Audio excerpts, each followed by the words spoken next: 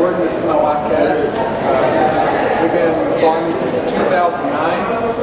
We're North Central Arkansas. On our family land, very rural area. A lot of metropolitan areas around, so it's kind of been a challenge. We're certified naturally grown. We've been certified naturally grown since last year, and we're part of the South Produce Cooperative out of Central Arkansas. Certified naturally grown is an alternative to certified organic. Arkansas doesn't have an organic certifier, so we are inspected by other farmers that are also certified naturally grown or organic. It's the same standard as certified organic, but just the only difference is our standards. Well, the difference in cost. Yeah. Well, it's from my understanding, Arkansas at least pays 75% of the organic cost. We have a grant for that. So if you're paying, if it's $1,000 to be inspected a year, it's going to cost us about $20. So it's not terrible. Certified naturally grown, the low end is about 110, have a sliding scale. So it's still, it's much more cost effective. Okay, well here in Mississippi, you have to pay that all of it yourself. Well, I highly recommend certified naturally grown. It's a great organization, very grassroots oriented. So check it out. One thing that makes our farm a little different than most of your vegetable farms is we're only growing on, we've just crossed over to over an acre just now after all this time. Over an acre? Yeah, we're just about 1.2 acres. Good. Yeah. Everything's very intensive. We grow in permanent no-till beds. We don't run a tractor, don't have a tiller. We do have access to this stuff every once in a while. Family has some tractors and things we've been able to use. Our co-op has a shared UCS tractor. So that's only been in the last few months. We do till initially to get our beds started, but after that, they're never going to be tilled. Beds are going to be in that same spot forever. We also have use scale appropriate tools. Could you talk a little louder? Yeah, sure. Sorry. I'll try to get a little closer. That works. Yeah, if everyone wants to scoot in, might help a little bit. Okay, yeah, I want to say also, we're really kind of constrained by time. We cover such a broad topic. It's different for every detail of how our farm works. So we're going over the things we feel like we've got a pretty good handle on. There's going to be some things that hopefully left out that we're okay at, but we're not great. I'd say pest control. We're not pest disease control. We do okay, but we're not experts by any means. If anyone has any questions on any of those topics, feel free to ask. Don't hesitate. But our use of scale appropriate tools, obviously we're not using big tools like the big guys have. It's finding that right tool. Our irrigation system, what we found over the years really works for us, and we'll share that with you. Our direct seeding and transplanting operation we've become very efficient at, and our use for season extension. Where did that come from? It doesn't show me, so we'll come to it eventually. So. Well, like I mentioned, we have no-till permanent beds. All of our beds are 30 inches wide and 100 feet long. One thing I would recommend is keeping your beds a certain size. Everything uniform makes everything much easier. Because in our first years we started out with 60 foot, 40, 35. Yeah, and it just doesn't work. Well, there's a lot of reasons for that. We use a lot of drip tape. You got all your drip tape's 100 feet, you're not guessing which roll of drip tape's going to fit your bed. Row cover, same thing. Also, it's really easy to figure out how many crops, say heads of lettuce, are going to go in that. We know we get 300 heads of lettuce, 30 inch, 500 foot bed. It's easy to farm and trade, just figure out how many the yield's going to be. There's a lot of benefits to this type of farming, though. It's not the perfect system. I'm not saying everybody never do a tractor farming or tillage. On that 30-inch bed, does that mean from the base of the base to the top? Oh, that's from the side to side. Yeah, just it's two. Yeah, I like that. Yeah, we don't really have a set number for the height of our beds. They start off tall and then slowly gradually. But a lot of the benefits you get from these 30-inch no-till beds is the reduced compaction. You never walk in. We have permanent aisles also, so we're walking in the same area. There are some tasks that we do. You'll see later on that we do walk on the beds, but it's very, very minimal. You don't walk in between that beds? No, we walk in the aisles. And it gives you enough space to get in. And you can also step over the beds too. Usually Some people can't really straddle them very well, but I can. So it helps a lot to harvest and different things like that. Cramming all these crops into this one small area creates a microclimate also. So you cool the soil, your leaves are going to be touching, creates a great habitat for it. It sounds crazy, but your earthworms. Your earthworms are your best tillers on the farm. If you're not constantly going through and tilling and killing the earthworms, you're going to build up quite the population. And all the channels they build inside there, it just really builds a great soil. Which goes back to these beds consistently get better over time. It's also a better use of your amendments compost. You're not fertilizing your aisles. And it's another thing you can figure out pretty easily how much compost or amendments you need to put per given crop in that bed. And we can cram a lot of plants in a small area. Like I said, 300 lettuce plants and 100 foot bed. It would take a lot more than a single row spacing with regular tractor rotation. Our main tool we do use for tillage is a broad fork. If you're not familiar with a broad fork, basically you start at one end of the bed, you push it in with your body weight, pull back on the handles until the soil cracks, and then you take a step back. So you're going about 12 inches or so. You're not turning the soil over with a typical tiller. There's a lot of benefits to that. You're still getting the deep cultivation, the roots are going to be able to go down farther, better water penetration, less soil compaction without the impacts. So you're basically starting at one and then moving down. Yeah, you go backwards. You push it in, step into it, pull it back, step back, do it again. So the one on the right here is our heavy duty pump. We use this one on brand new ground. It's all welded construction. It's pretty much indestructible. It's also really heavy, so you're not going to go very fast with that one. But once our beds are in good shape for maintenance passes, we're going to use this one on the left here. It's just a lightweight broad fork from Johnny's. We can do a bed in under 10 minutes with this, so it's definitely not. A lot of people look at these and think it's way too labor intensive to actually do this on a We have a production scale. 16-year-old that uses the big one and loves it. Yeah. How often are you using the broad forks? We started out just using it on deep-rooted crops. So with our rotation, that means all our beds will eventually get broad fork. But we've really, with the lightweight, when it's so easy, we can really do it between every crop. Wow. So it gives us a nice, since we're not tilling, it gives us a nice seed bed once we rake over it. We just really like to fix it. You said no till. Once you make those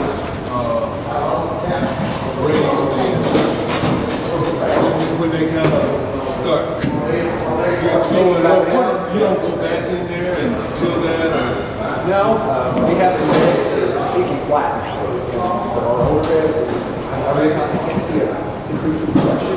You might have a little bit less soil warming early in the year. I'd say that being the biggest impact there. We do have, with the BCS tractor we have here to use from our co-op, we have a tool, there's one outside of the BCS that we use there. It's called a rotary plow. It's not going to till the ground, it's going to drill the soil from the aisle into the top of the bed and build it up. So if we did decide to build it up, we can use that tool. What's that tool called? Oh, rotary plow. Hooks up to a BCS block. So you just throw more dirt up on that same road without tilling that Now, you're road. probably going to get some more weed seed things up there, but we have solutions for that too. Mostly once our beds are built, the only thing we're adding to it is compost and like green manure from the previous crop, which we'll talk about in a little bit. And the compost does raise it up some more too. And the broad fork raises it up. You lift the bed quite a bit, that broad fork is raising it around somewhat. So, but yeah, it will settle over time. This is another tool we really like. This is a 30-inch bed brake. You'll see a common theme. A lot of the tools you'll find for small farmers, they're all based on 30-inch. A lot of BCS tools are 30-inch tools. This tool, it's fairly expensive. It's $80 for a rake, which is hard to swallow at first. But it is the best. Oh, I know. I just got one this year. It's just the best in this. But after you broad fork, it goes, your broad fork raises your ground up. You have all these fractures and little raised spots. Once you rake over it, it's warnings too. It looks just like it. So great. So you broad fork and then use a rake. And add amendments. We usually add compost to the crops, amendments and things like that. But yeah, you would swear it's been tilled. Usually after you I have some beds right now. It's getting ready to settle. One thing I haven't been planning on talking about also, you can use this for, you get little pieces of hose, put on different tines, and you can drag it and some markers in it. So you can have different ones, say 12 inches apart, on the crop, or See some of them have straight rows that are right in space. So that's some other uses like that. One of our biggest types that we've ever found are called silage types. This is normally used in basically with silage in the livestock industry. They use it to cover up basically hay, probably leaving out some details to preserve it, throughout the season. We use these for weed control. They're not. We used to spend at least 50% of our time weeding, cultivating. Can you get that wood? There's several places you can get them. We used to get ours from a place called Lane's Farm. I think they're based in Iowa. But the shipping that was the main reason we got them there. The price is always pretty much the same with everybody, but everybody's shipping is expensive because it's Right. What about price? it was $230 shipped for $40. And how do you, I guess you tell us how to use it? Yeah. So if we're one thing, you're gonna put it on your. When you're starting new beds, you're gonna put it down. If the soil has any moisture, those weed seeds are gonna sprout. And they're gonna die because of lack of light and heat. So you're cleaning your seed bank in the soil like that. So once it, like I mentioned, we will till initially when I'm building our new beds. Okay. So the weeds are going to love that environment, but they're going to have no sunlight. And in the summertime, it's really hot, so it's just going to fry. Once you pull that up, it's just bare ground. It almost looks like we used Roundup. Oh yeah, yeah. A lot of people use using So Roundup. tell me again the name of that and where you get it. Silage tarp at Lane's Farm and Fleet, and also a Farmer's Freedom LLC. Are you just putting it on the beds, or are you putting it in between the beds as well? We put the bigger the area. We cut them down because they're really hard to move and they're so large. But we'll cover as big areas as more. So including the areas between the beds you're cutting, you're covering. Because I've been using boxes for that. Oh yeah, this is big. Yeah. And we'll also use it after, say we pull the lettuce bed and there's some scraggly lettuce out there that's not sellable or some weeds. We'll cover it up, 2 weeks, come back, and it's gone. The worms have come up, taking it down, back in the ground. So you're completely, once you pull it up, you're ready to plant. No toxic materials in. Not that I know of, and you're not leaving it on in one area for like 2 weeks in the summertime. And so you just take it up and reuse it? Oh yeah, yeah. It's a very heavy mill, and you can. Oh, that's good. I've heard you can treat it, and I think it'll last 10+ years. Oh, that's valuable. No question. Do you find that you need there to be some sort of moisture on the ground before you cover? Yes, that's going to really help that germination of the weed seed start. So we will try to cover it in like Planting of lettuce and like you're not going to harvest lettuce. yeah. Well, we still like some soil moisture, just any weeds and lice, because still weeds are going to blow in. We reduce the seed bank every time, but weeds still blow in this around here. So we would like some moisture. It doesn't always work that way. If we're in a hurry, put over irrigation on it, we might not. But you can also use it for warming your soil early in the season too, or if you don't have a cover crop down on your bed, so you can use it to just reduce erosion in your topsoil in place, and your beds are ready to go first thing in the spring. A lot of things, that's another benefit of these no-till beds, is you're not having to wait like a lot of other farmers are early in the spring when the ground's too wet. So we really, there's no way to plants, it's not stepping on the beds or under the soil. So you were talking about low cover, low cover. I mean, we don't go into it heavily, but yeah, we can touch on it here. Any questions?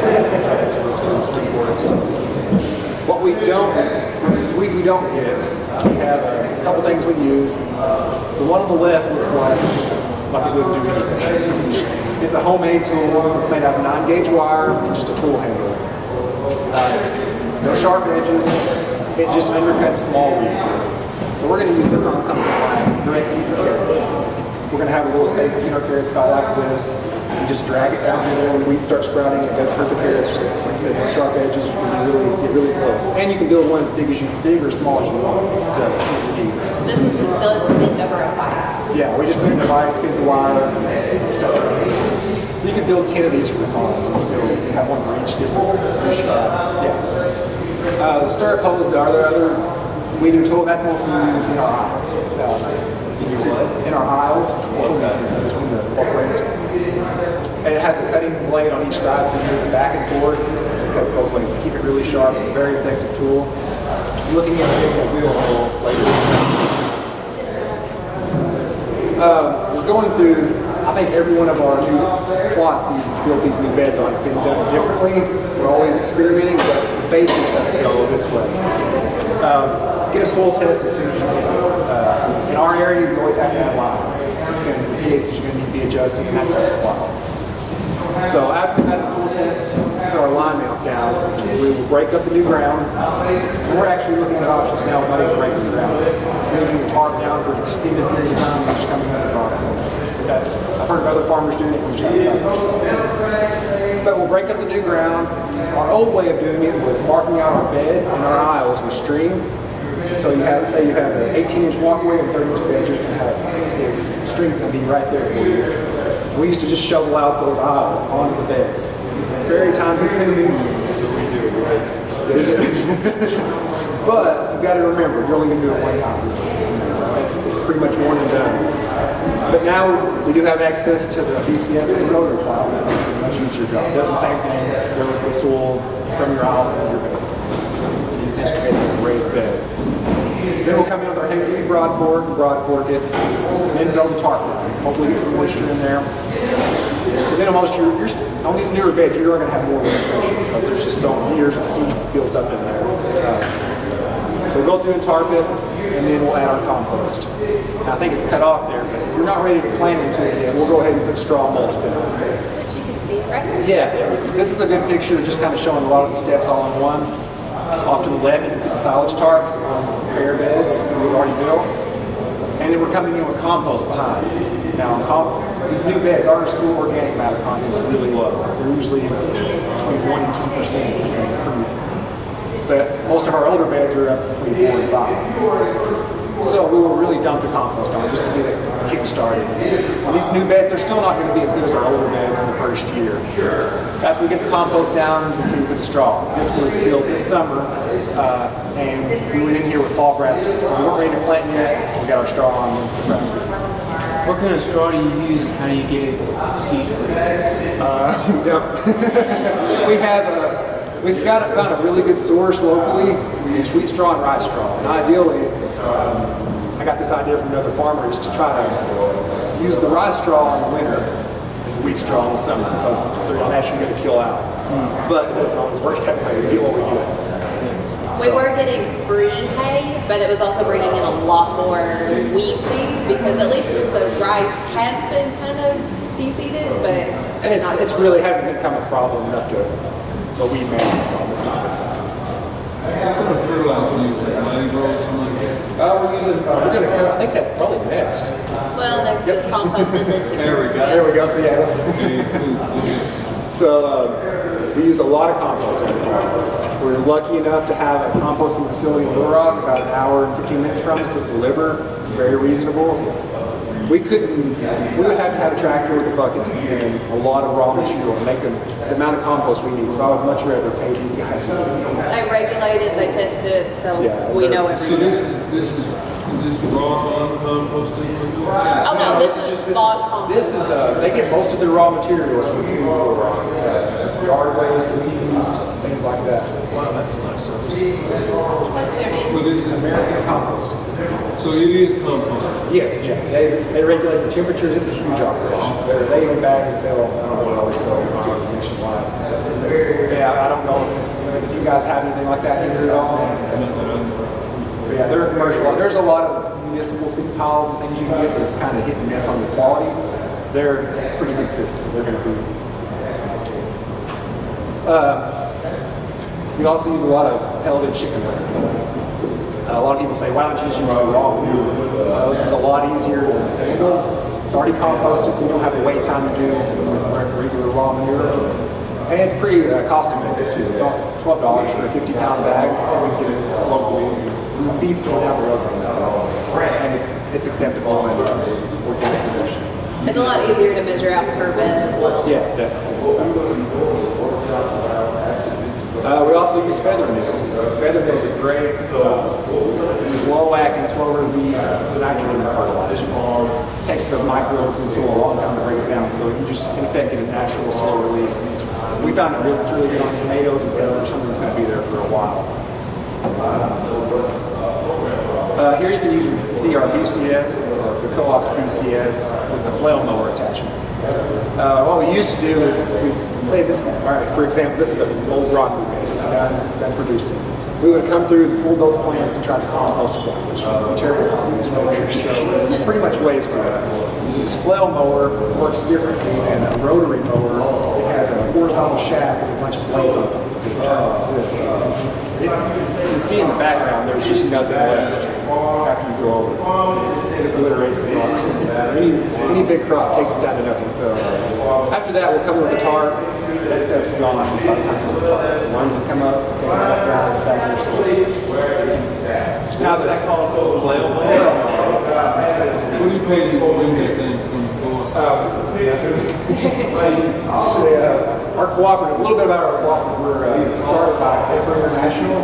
So they have a lot of donors that want to donate money for certain things. So they've got donors that just we have 3 of them now. We'll keep in different regions of the state. So there's a lot, like a rotary plow, you don't need that thing all the time. You schedule out to, I'm going to build new beds. I schedule a week to use it, I've got it. Now, something like a flail mower, you need more often. You're constantly turning these beds over. So our next slide. So it's a cheap alternative. Very cheap alternative. Is anybody here familiar with crimping cover crops? Go to terminate. That's BCS even has an attachment with the crimper. This is about the cheapest crimper you can buy or make. It's a 2x4 with a piece of angle line attached to the bottom. We have ropes for handles. So we'll walk down the bed and just step on it to crimp the crop. We haven't used it on cover crops yet. We've used it on, as you can see here, an existing overgrown salad mix bed. Well, we're gonna take that piece of angle line, it's gonna hit the stem of that plant, which is gonna crimp it. It's pretty much dead. It's gonna lay it straight down. It basically cuts off the growing roots. Yeah. You are killing the plant effectively, but you're leaving it in the bed. It just creates a solid.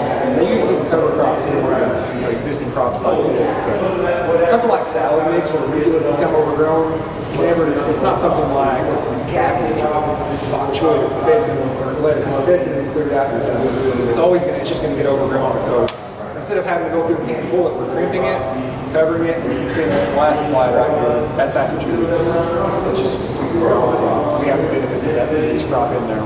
It's not wasted. Irrigation.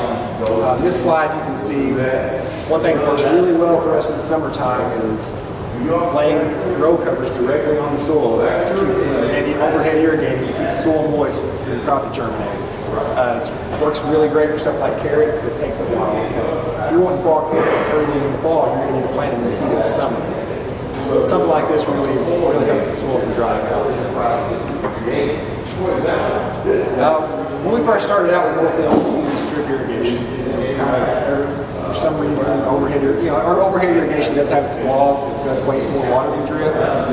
But we find it really effective in growing some crops. Are you liking this? Because I've been using drip irrigation and looking at going overhead. It just depends on the crop. We have every bed set up for both. Oh, we have the still option. have the drip. Yes. So something like tomatoes, you're not going to run into fungal diseases like overhead water tomatoes. This is inside of our tunnels. It's made by Netafim. It's called biennial. A lot of problems with overhead, not the problem. Design for overhead is you have to have head-to-head coverage. This kind of eliminates that. You're putting a single line down, attached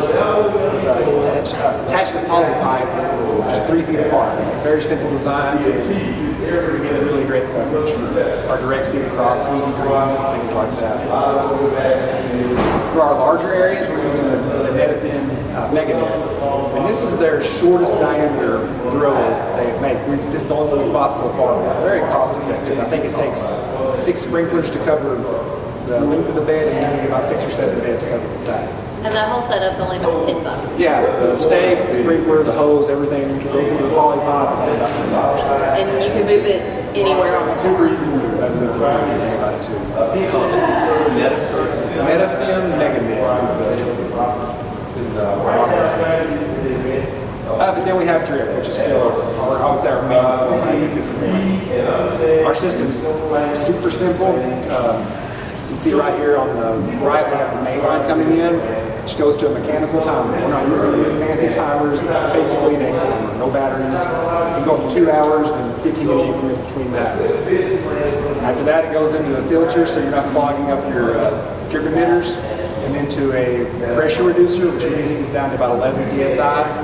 Then to the sub-main, which feeds individually into valves that go into the chamber. So this is watering about 1/4 of an acre, so we can turn on individual lines to tailor to whatever needs water lines. We've mostly mostly done transplants on this. We've really gotten into a lot more direct seeding for our salad greens and carrots and things like that. A lot more quick turnaround. So yeah, a lot of people quick turnaround across our finding a very profitable or small farm, yeah. Let's see. Yeah, I'm basically talking about this. This is about the cheapest seeder you can get. It's not the greatest of anything, but it's also just, it's not terrible. We're looking at, more, a little bit better seeders. It's the Earthway seeder.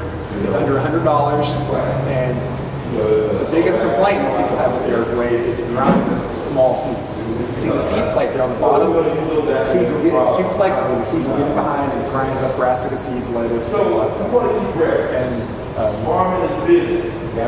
one of the things we've done to fix it is this modification with a 4-inch PVC cap. You put a wing nut on it, and it just puts more pressure on that plate, which makes it a much more usable seeder after that. And this is our homemade seed bed roller. After we direct seed something, we're going to come through. We're going to add weights to it, and we're probably going to end up buying a store-bought roller this next year that's a little more efficient. This helps you get better seed to soil contact after you direct seed, get better germination. Like I said, most of our crops are still transplants. Smart farm this small, you got to make every inch you can. So with transplants, we can come in and fill a whole bed up and know everything, everyone crop is going to be there. So we've really narrowed it down to 128, 72s, and 18 cell flats. We will use 20-row seed flats for starting tomatoes and peppers in the wintertime. More efficient use of our space. We'll pluck those out of our 20-row seed flats and put them into a cell tray. Good question. Yes. Have you ever experimented with using soil blocks? I have the mini blocker. I've kind of played with it, but most of the farmers I've talked to have used them. Really? I mean, there's a lot of people that absolutely love them. I had one farmer that he just was crazy over them, and a lot of really famous farmers like Billy Coleman, very big proponents of it. The thing I like about these is just so easy. Like, we need like the farmer I work with that loves them. His biggest problem is succession. It's an ordeal for him to get in there and everything else he has going on and to make soil blocks and mix up the mix and all that. If I want to do 15 trays of lettuce, it's really nothing for me. I'll fill the cell trays up. It's mostly just a simplicity thing, but I can't speak to it, so like I said, I've just played around with it. Did you do like a really moisture? Hey, you just learn to get moisture content, mix right, and building is probably the hardest part. Yeah. And once there's root structure there, they hold up. They're amazing. I love the idea. I really like it, especially things like we're transplanting a lot of spinach and beets, and they don't hold together real well in the cell tray. It's hard to get them out. I love them for using for something like that. If nothing else. One thing we tried out this year that we really like is plug poppers. You can buy these from Johnny's. They seem expensive at first, but after making them, they're probably worth it. It's not hard to make them, they're just tedious. Putting all those little dowels into that board and getting them all straight. They're about $45 a piece from Johnny's. We have a 128 cell and a 72 cell. The main reason for using them is to set your tray on them, and the little dowels go through the watering hole off the plug. It makes them easier to cook. But the main reason we like them is for seeding. We're just going to push those into the soil in the cell tray, and we have all our holes made at one time instead of individual holes. So it's a huge time saver, especially when we're doing transplants as well.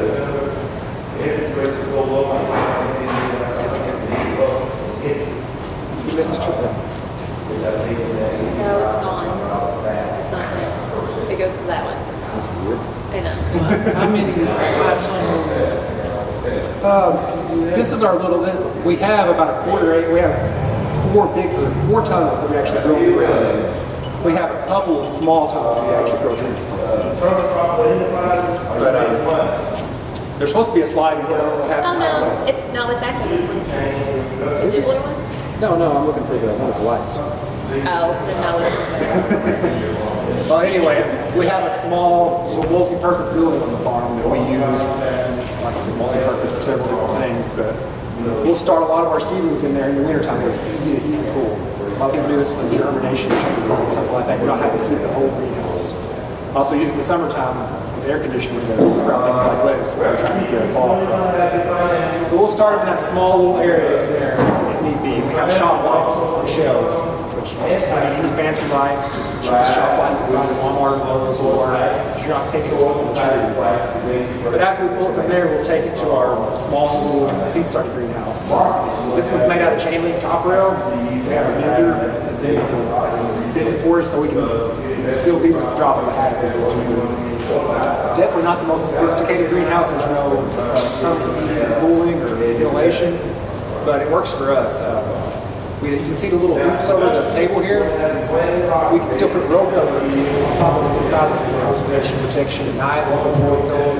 If it gets super cold, we have little electric heaters in there. That's just fine for us. So we can pump doing the rotation from inside to the greenhouse and the outside. We pump a lot of plants out of a small area. In the summertime, we do basically the same thing, starting inside, and then we move instead of the greenhouse to these outdoor tables. Here we're using blow tunnels to hold shade cloth. So we can take it on and off depending on what the day's like. That's super simple. Once they're ready to go into the field, a couple things that have made our lives a lot easier are dibblers. The one on the left is homemade by my brother. It's a rolling dibbler with teeth you can take in and out, different widths, different spacing. These are also commercially available, and there's plans online to build your own also. But we use this for closely spaced fields, like this 4 to 6 inches apart. We're transplanting beans, I think they're 3 inches apart. Instead of having to punch each little hole, it's much easier. The one on the right is just a simple old tool handle with a piece of ball thread as our stock. So when we push it in, it goes for the exact depth of a 72 cell tray. And it's easy to get one person to come in behind and just plant after that. We use our drip tape for spacing. We cut the drip tape on 15 minutes beforehand. So if you have 12-inch drip tape, you're just going to come in and put a hole. Keeps your line straight, it's perfectly spaced. But also you're going to have water for the life of the plant. After we do our transplants, if it's a super closely spaced transplant, we're not going to straw mulch it. It's going to close together on its own. Something like peppers or tomatoes, anything widely spaced, we will come in with straw. Because it's only straw, it's going to reduce your weed pressure, it's going to hold the moisture in, and that straw is going to break down, just make the beds even better over time. As I mentioned before, we have quite a bit of ground in high tunnels. We have 2 3596s we got from doing an NRCS grant. So if you guys haven't done it, it's a super simple process, at least then we have 2 smaller ones that we pieced together and built on our own. They're all passively heated and cooled, just with sunlight, raising them over inside, opening the doors and windows, no heat, no cooling, no fans. If you're not familiar with high tunnels, they get improved crop quality, reduce disease pressure, increase yields. The one that comes to mind is peppers. We'll never plant peppers outside, not under a high tunnel. They produce like crazy. On our bigger high tunnels, the ones we bought from the kit, they have a really nice feature drop sides. Instead of rolling up from the bottom, they drop from the top. They work by a crank. This is really useful in the springtime when it's still, I'm not going to say the day the greenhouse is heating up and you need to vent it. It's going to drop it down right here. The wind's not going to hit your transplant. It's really effective for that. But on our ones we built ourselves, they have roll-up sides, which are very easy to make yourself. So both have their pluses and negatives. We also use shade cloth in the summertime. So if you're growing the tunnels, use mostly 30%. It's really good for peppers and tomatoes. We found it also works well on our leafy greens and things towards the end of the season going into the winter or fall. We've had lettuce and arugula and kale late August. Everything going really well, even in the tunnel. So there's low tones. You've seen the low tones in different pictures, but mostly show them in conjunction with transplants. The main reason we use them is over your beds. Use them for row cover, like you talked about, and use them for shade cloth. The row cover, you get a lot of the same benefits as the high tone without the fraction of the cost. Of course, you can't walk inside of it. Are you making your low tones? Are you buying them? We're making them. Are you making them out? Okay, it's 10 foot EMT half inch. It was about $2 a stick. It's what? 10 foot? 10 foot EMT concrete. Like a PVC? No, it's actually a metal. We have a boat bender that we can do it. Johnny's has a vintage. If you know someone with this vintage, very Yeah. So you need a vendor for that. yeah. Well, I mean, I could almost see you making it going around or something like that to make your curve. The same cost, how much? Vendor? No. Oh, the EMT is about $2. Was the last time I bought it. They use it for running electrical lines. That's what they use. You get it at horticulture. Oh, yeah. What about the cost of the car, It's going to be different prices for different things, different widths. It's hard to, I haven't bought it in a while. What you see right here with the snow on it is a heavier mill, lighter mill works really easily. It's a lot cheaper too. But we really like the heavier stuff. Use light to me. what do you recommend? Whatever the exact. I'd have to look it up. I really can't. One thing to keep in mind is when you group the plants together, you have to cover the wider the better. You're going to be using less sandbags to hold it down. If you're covering single rows, it's going to take a lot of sandbags and a lot of work to cover it. So you can probably do 2 or 3 rows. You can get it wide enough to do like 4 or 5. You can get it 40 feet, Yeah. 50 feet wide. So everybody- Probably wide with that. I know a lot of strawberries they use it to huge areas. So it can come just about any.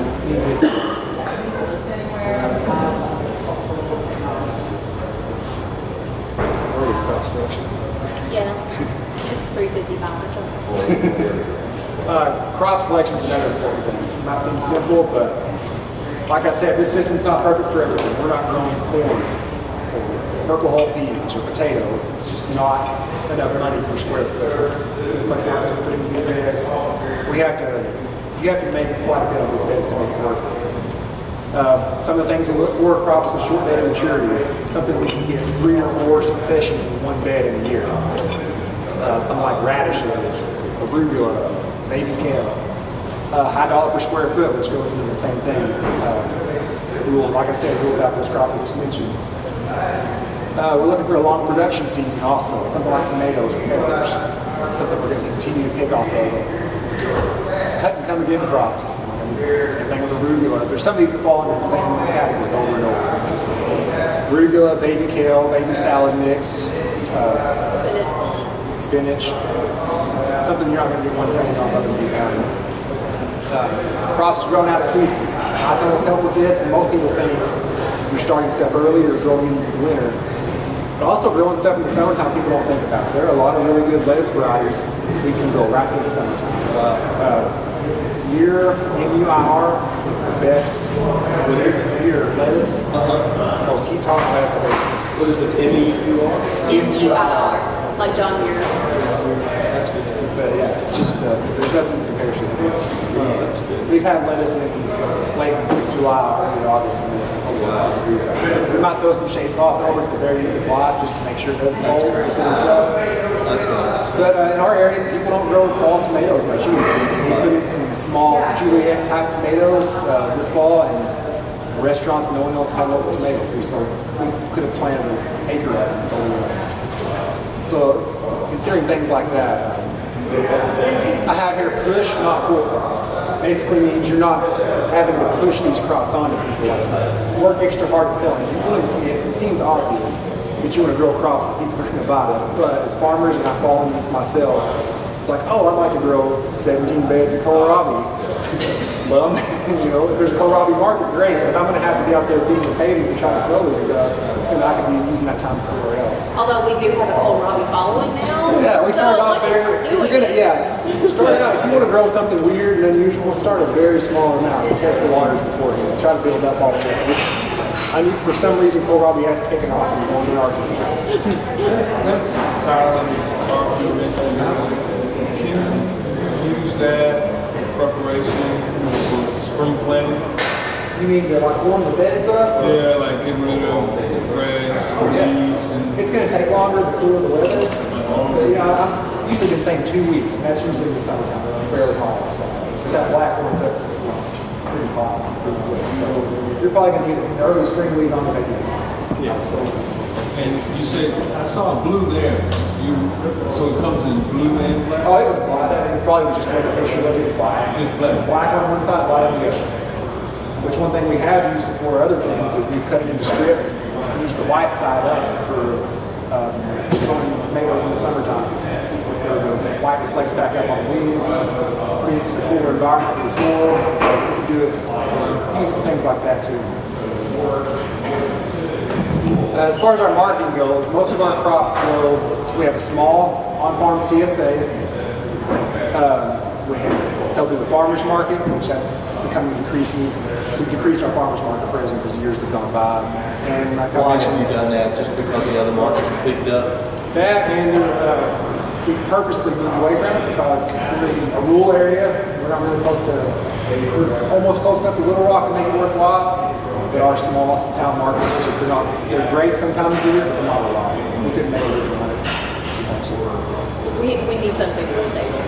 The CSA works better for you guys? Yeah. I mean, our personal CSA is still pretty small, but the biggest part comes from the cooperative. That's where we're really most of our purpose. These pictures here are weekly pictures of our fall CSA. We finished that up yesterday, actually. It's our last day. Probably could have, the one fall we've been having, we could have gone a little farther, but we played it safe. So the farmer's market wants to disappear. Actually, this shows us the end. Well, that's where slides disappear. Yeah, they're just gone. Okay, well, I'll go ahead and talk about we've already talked about farmers markets in the world. They're just getting started. They're invaluable. You're going to learn what the customer wants, or what size they want, quality, if they want kohlrabi or not. It's really good at testing the water. We wouldn't trade our experience there for anything. It's also where you pick up your super loyal customers who will buy absolutely anything you sell. All of our CSA customers become loyal customers that we're not going to the farmers market anymore. Okay, we're going to buy your CSA so we can stay with your food. But the cooperatives were housed, I'd say 75% of our crops. How does that work? Okay, well, we also call it Food Hub also. We started out as a multi-farm CSA. I think it was 400 members going to the Little Rock area. We have, I think we're up to about 12 members now. We have what you call associate members too, that you can buy from, but they're not full members yet. But all the farms in our co-op are certified naturally grown or certified organic. So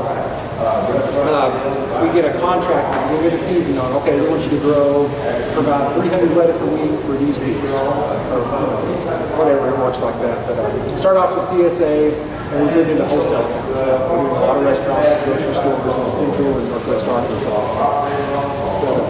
What percentage of the consumer dollar is actually I think right now we're about 80%. Really? Yeah. We get a lot of our prices we get wholesale from the co-op are better than our farmers market price. Which we are, like I said, in the rural area, we just can't get the prices they can in central Arkansas. But our cooperative is backed by Heifer International, so they really made an addition to farmerism most of the food. So Heifer is funding us through 2018, and we're slowly backing out, and we're going to be a farmer-owned cooperative. They're basically just setting us up with a business model, kind of making up until we can stand on our own, and kind of making up the difference right now. But you learn different efficiencies growing on that scale. You're harvesting 300 or 400 lettuces as opposed to 30 for the farmer's market, and skipping over this crop and skipping this crop, and you go 300 of this and 500 of this, you get them really fast. You can even take less, you can take a drop in prices on some things because you just get so much better. know we've had some more slides disappear, so. Like I said, we didn't mention much about pest and disease control, harvesting or post-harvest handling, but if you guys have any questions about what we've already talked about, any of those topics, I'll try to answer you best I can. I don't know. There's just I don't know if the jump drive is like it or what. It's just not there. What's your suggestion if your high tunnel is invaded by weeds? Yes. Actually, it's really nice to put the tarp down, roll the sides up, and let it get super hot because then it just works even more efficiently. Let the ground. That's exactly what I need to do. My high tunnel is over. It's out of control. You know, the best thing if you have you don't have existing beds, go build the beds first. Yeah, I've got the beds. Okay. But The silage tarp would be. that's where I need. I don't know how we did it before. We did it with our second one, didn't we? The second one we put it? Yeah. Before we put peppers in, I mean, it just obliterates. We've had people come through and just spray that Roundup, and it looks just like what you And put. that tarp is called a what? A Silage. S-I-L-A-G. Silage tarp. Where did you get? Where do you get those? Blaine's Farm and Feeds, where we got our first feed. Our co-op bought a couple pallets of them and sold it to us. That's for farmers. That's good to know. That's worth the whole weekend. They're basically. That's worth the whole weekend right there because I've been manually going in. I can tell you, the total hours it saved us. We don't spend much time at all. That's good. I brought in some compost from somewhere else. Yeah. Brought in some serious weed. Me too. My friendly horse manure. Yeah. I mean, it's like, it's crazy. So you're saying this tarp, this silage tarp, that'll, Things like Like, it's not going to take care of Bermuda. Bermuda, Johnson Bermuda, grass. you have to leave it on for like a year. Johnson. Well, the thing with the Johnson grass I have now is once you put the tarp down, it's going to crawl more on top of the ground. It's going to be, once it comes up, go pull all of it you can, and then put your crop. A lot of the times, okay, there's one scenario. Say we were putting lettuce in. We start seeing some weeds sprout a week before it's ready to be harvested. We're going to be like, is it worth it for us to go in there and weed it? Probably not. Well, it's going to be tarp soon, so with Bermuda, that's our biggest problem. The Bermuda will be killed back by the tarp, and it's eventually going to come back, but by the time it gets out of control again, they're ready to tarp again. So we're basically managing the more invasive weeds than we kill them. I was gonna try to dig it out from the roots. Some, Both of those Johnson and Bermuda are just really tough to keep. But the silage tarp, that's the advantage. Because it does kill it back enough, you can get stuff in. And like with the broad forking, we tend to get enough of it uprooted that we can pull it back to where we can either get it covered and the crop can grow, or we cover it with straw or mulch or something. Broadfork does make pulling Johnson grass and Bermuda a lot easier. You get a lot more of the root, so it's not bad. Is that what you said, Blaine? They're shipping this thing weighs well over 100 pounds. They're shipping for $30. Most people have to ship on it's going to cost you as much as $1,000. In between usage, you just folding it up, or you washing it down, or just fold it up? Just leave the dirt. Try to not get You water. fold it as much as you can. We get it to about a 4 foot, about 4 foot wide, and then we just roll it to the end of the bed and then put it on a tray. If you don't leave it wadded up in the field, it's going to collect water. It's impossible. If it gets a drop of Because water, we did that. it's terrible. And it smells horrible and it's disgusting. So Yeah, definitely they are roll tough it to up. manage. Try to keep it dry. And we usually cut ours down to smaller size to make it more manageable. We have a 50 by 100 new area right now. Works great if you have a huge area.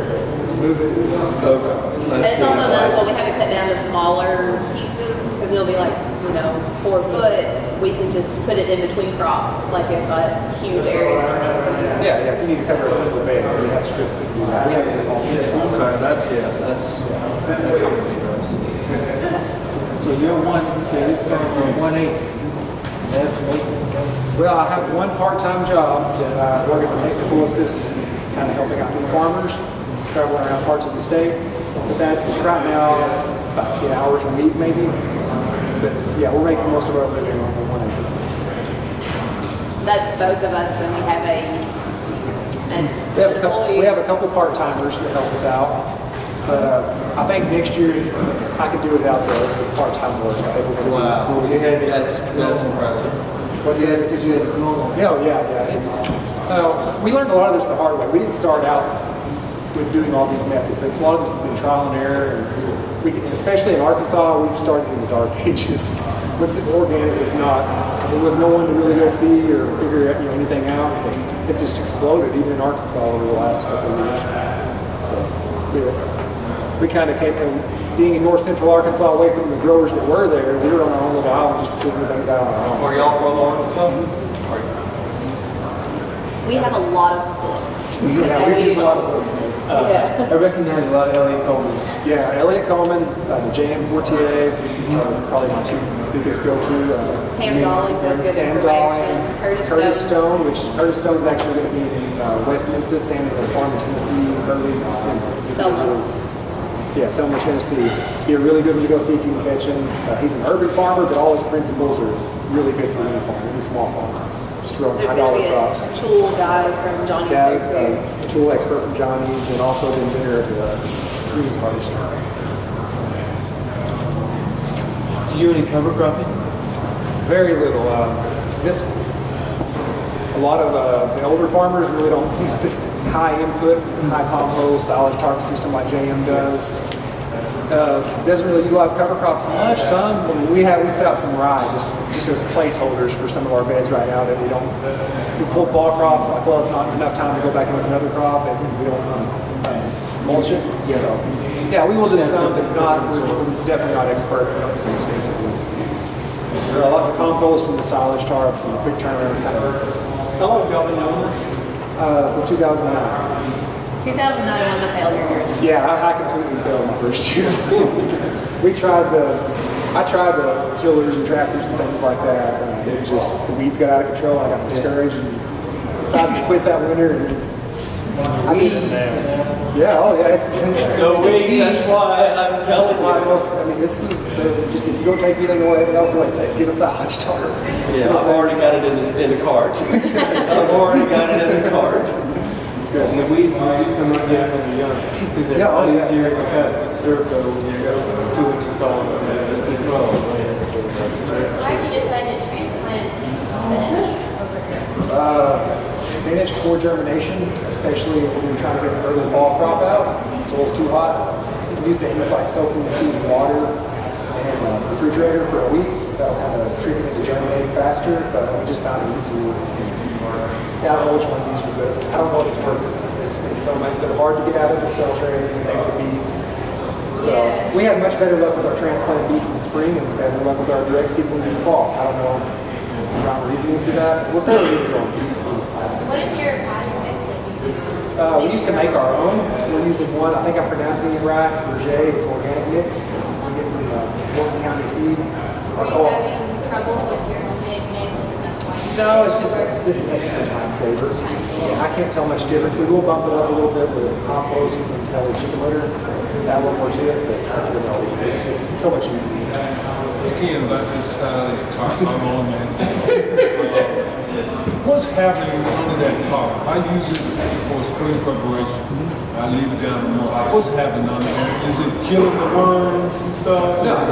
What's happening? Will there be worms under there? Oh no, it's also kind of tricking the worms into thinking it's dark all the time. Especially, it's kind of tricking the worms into thinking it's dark all the time, so they kind of go into overdrive almost. They're going to be coming up instead of night. Well, if it's too hot, they'll dive down lower. Something like you put a clear plastic on that's fish dirt place. That's going to take everything. The worms are not killing them. Yeah. We still have some more worms. That's good. But at least like in the cooler temps, yeah, they're coming up and working a lot harder than they would in the summer. Definitely. That's a lifesaver. If you've got beds right now, you're saying this is cooler time of year, how long do you think you need to be leaving? We said yours is in the high tunnel, right? It is in the high If you tunnel. close that tunnel down, because we have some sunny days, You're still looking at 2 to 3 weeks? maybe 2 weeks, but It's going to get so hard. yeah, I'll just check it, just see what it looks like. I mean, this will be the main thing. What's your solution to struggle with that? We've had the one one disease we've never seen in the field is gray mold. We try to find resistant varieties. Is that the same as tribe? No, I think it's really come up in hybrids. We've been spraying calcium bicarbonate, green as the trade name, and then we've also used sparingly. We did a lot of spraying this year. We're alternating and trying to get it the right times. But it did for a year. After long, we've been spraying. Cost of the spray. We just try to pick better varieties that are more disease resistant. Heirloom varieties like in the South because they can tolerate humidity so much better. And I just don't know. A lot of people up north, they can grow tomatoes in the tunnel. From spring until late in the year. At least I haven't seen it in Arkansas now. Do you have like a salad series? We haven't yet. We're replacing the plastic on one of them this year. I think I heard it's really good to use plastic off the wall. So water to reach out some results. What are some good seeds like seeds? We like Johnny's, Johnny's Southern Exposure. Yeah. They're up in Maine. Right. Yeah, I'm curious about like their southern. But for Southern Southern Exposure Southern Exposure. Yeah, Southern They're all open Exposure pollinated. seed. They do a lot of open pollinated hybrid or heirloom varieties. And they're based in Virginia. They have a lot of good information that a lot of people are really committed to. It's a gorgeous cattle. They have got a website. I love it. It's my favorite. I tend to go overboard on buying peppers. It's so easy to try like new weird things. Yeah. Especially since like I ferment our hot peppers, so I'm like, we need this one. 5 Acre Farm or something? Yeah, I'll show you. Our logo will be what you'll see. Oh, we won't come up. You can just turn around. There's our logo there. That's what you'll see us on our Facebook page. Okay. You guys ready to? Sorry, we're at the end of our time. Are you ready to wrap up? Yep. Glad you guys